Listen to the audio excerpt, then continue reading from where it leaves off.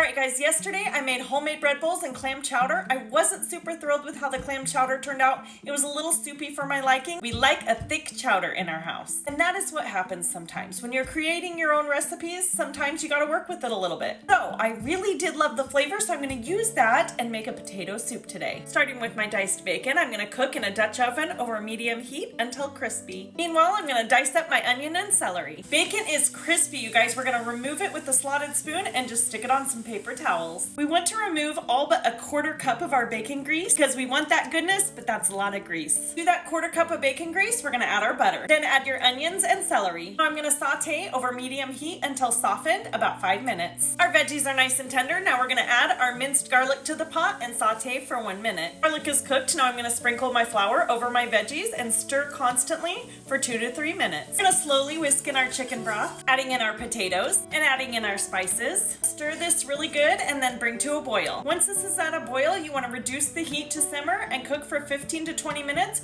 or until the potatoes are nice and tender. Now this is where it all starts to come together. We're gonna mash some of these potatoes.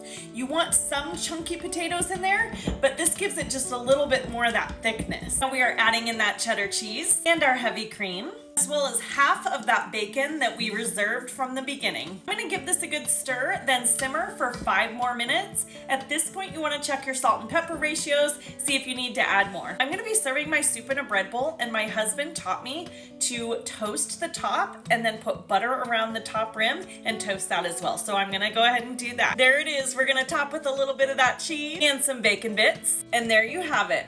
Homemade potato soup in a bread bowl. Cheers.